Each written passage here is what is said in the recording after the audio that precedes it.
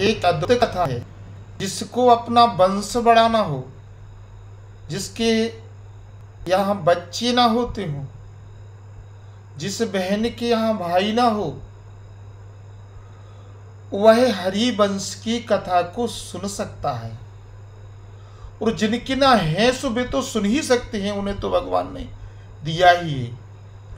और हरिवंश पुराण की कथा यानी हरिवंश, जिसके यहाँ वंश ना हो, वह जो हरिवंश की कथा सुनता है उसके यहाँ पुत्र की उत्पत्ति होती है। ये हमारे व्यास यानी ब्राह्मण और हमारे ऋषि महात्माओं ने पहले से ही कहा है। वो आपको इस बात का पता है कि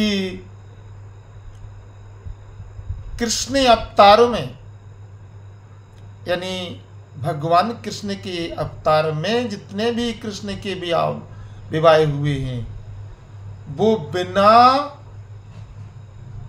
झगड़ा फसाद की नहीं हुए हैं। और इधर रामा अवतार में जब तक यज्ञ नहीं किया गया, जब तक रामा अवतार में यानी भगवान के यहाँ का जन्म नहीं हुआ, दशरथ जी निपुत्री थी और दशरथ जी ने पुत्रयष्टि यज्ञ करवाया था। हरिवंश यानी वंश बढ़ाने के लिए पुत्र की उत्पत्ति होना बहुत जरूरी है। और जिन बहनों के यहाँ भाई ना हो तो वो हरिवंश की पुराण की कथा यानी मैं बता रहा हूं, मेरा बताने का उद्देश्य मेरे द्वारा नहीं, किसी ब्राह्मण द्वारा अनुष्ठान करते हुए हरिवंश की कथा के लिए विधि पूर्वक दोनों पति पत्नी श्रवण करें, उसका अनुष्ठान करें, तो मैं गारंटी से लिखकर कहता हूं कि जिस वृक्ष में फूल ना आता हो तो उसकी गारंटी नहीं, और जिस वृक्ष में फूल आता है और वो हरिवंश पुराण की कथा ब्राह्मण द्वारा करवाए और ब्राह्मण को संतुष्ट करे, तो ये निश्चित है कि पुत्र की उत्पत्ति होगी और फिर होगी। तो देखिए, सूत पुत्र उग्रश्रवा ने कहा कि सौनक जी, जन्मेजय ने व्यास जी के धर्म वेता शिष्य वैश्व पुराण जी से जो कुछ पूछा था उसी के अनुसार मैं आरंभ से ही वृषणों के वंश का आपसे वर्णन करता हूं और भरतवंशी राजाओं के इतिहास को पूर्ण रूप से सुनकर भरतनंदन महाबुद्धिमान जन्मेजय ने श्री वैशंपायन जी से कहा। सो क्या कहा? ये 18-19वां चैप्टर है। तो इसमें क्या लिखते हैं कि जन्मेजय ने कहा कि मुने, अरे आपने पहले वेद के अर्थ को स्पष्ट करके विस्तृत रूप से वर्णन करने वाली धर्म अर्थ काम मोक्ष आदि अनेक अर्थों से भरी हुई जो महाभारत की कथा विस्तार पूर्वक कही, उसको मैंने सुन लिया। उस महाभारत कथा में अपने बहुत से पुरुष श्रेष्ठ सुरों का वर्णन किया था, किया तथा बहुत से वृषण और अंधवंशियों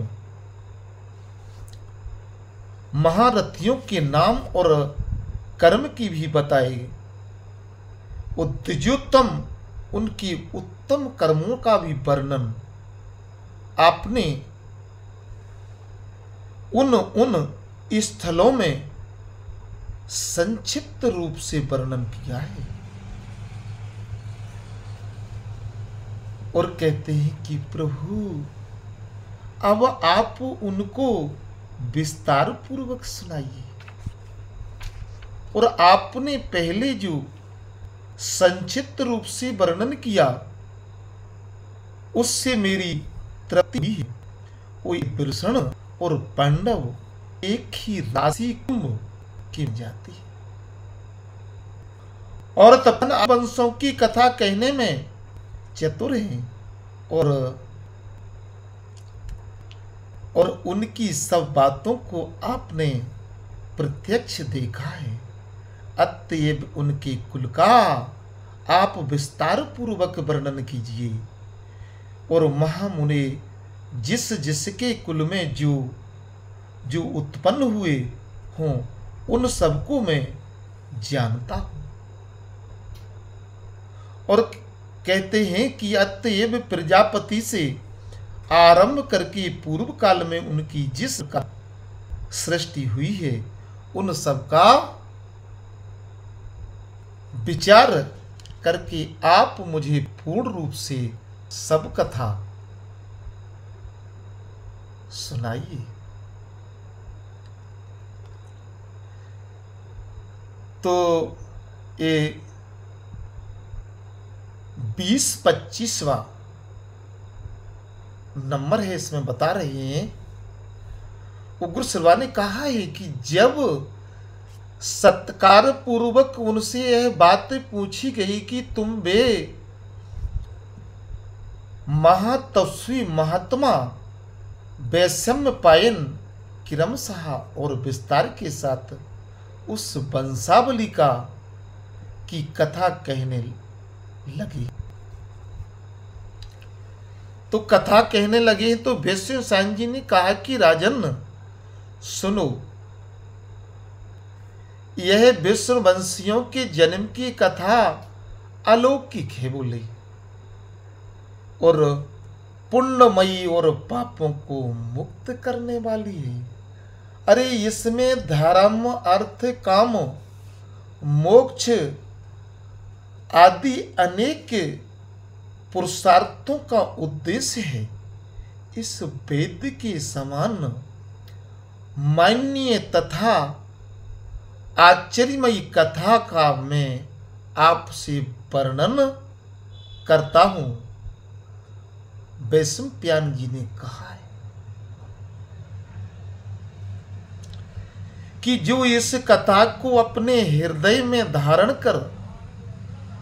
करता है या उसको पुस्तक के रूप में अपने घर में स्थापित करता है अथवा बार बार इसको सुनता है, वह इस लोक में अपने बस को स्पष्ट लिख रहे हैं इसमें कि जो इस कथा को अपने हृदय में धारण करता है या इसको पुस्तक के रूप में अपने घर में स्थापित करता है अथवा बार बार इसको सुनता है वह इस लोक में अपने वंश को स्थापित कर अंत में स्वर्ग लोक में प्रतिष्ठित होता है। अपने वंश को स्थापित करे, यानी जिसके यहाँ वंश ना हो वह हरिवंश पुराण की कथा को सुने, घर में स्थापित करे, पढ़े लिखे कुछ भी करे तो भगवान उसकी पूर्ति करते हैं। और जो नित्य सदस्य स्वरूप तथा कारणभूत अव्यक्त प्रकृति है, उसी को प्रधान कहती है। और सर्वशक्तिमान पुरुषों ने उसी से इस विश्व का निर्माण किया है। ये भी लिखते हैं कि सर्वशक्तिमान पुरुषों ने उसी से इस विश्व का निर्माण किया है।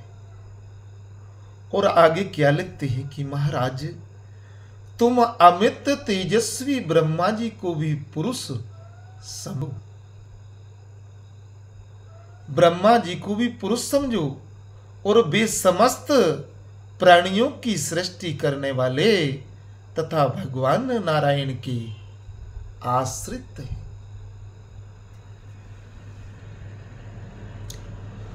और प्रकृति से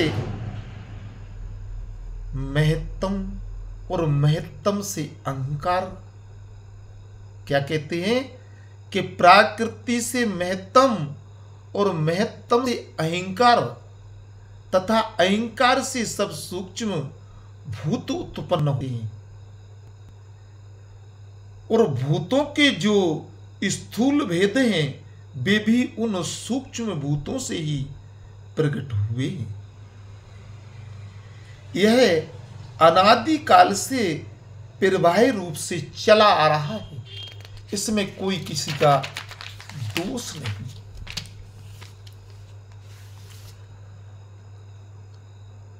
सनातन सर्ग है। अब जैसे मेरी बुद्धि है और जैसा मैंने गुरुजी जनों से सुन रखा है, उसको उसके अनुसार मैं भूत स्वर्ग का विस्तार पूर्वक वर्णन आरंभ करता हूं। सो सुनो, यह प्रसंग पूर्वों की कीर्ति का विस्तार करने वाला है। स्थिर कीर्ति वाले उन समस्त पुण्य कर्मा पूर्वजों के यश का कीर्तन, धन और यश की वृद्धि करने वाला और शत्रुओं का नाशक, स्वर्ग की प्राप्ति कराने वाला तथा आयु बढ़ाने वाला है। और तुम इस विषय को हृदय यंगम करने में समर्थ हैं और शुद्ध हो, और मैं इसका वर्णन करने में समर्थ हूं। और क्या कहते हैं कि यथा पवित्र होकर आरंभ से वृषण वंश पर्यंत परम उत्तम वो भूत स्वर्ग का वर्णन करूंगा। तदंतर स्वयंभू भगवान नारायण ने नाना प्रकार की प्रजा उत्पन्न करने की इच्छा से सबसे पहले जल की ही सृष्टि की, फिर उस जल में अपनी शक्ति का आघात किया। बोली हरिवंश पुराण की जय। और मैं क्षमा चाहता हूं कि ये पुस्तक मुझे प्राप्त हुई है, मैं इसको पढ़ के सुना रहा हूं। और मैंने सुना है कि हरिवंश पुराण कराने से वंश की प्राप्ति होती है।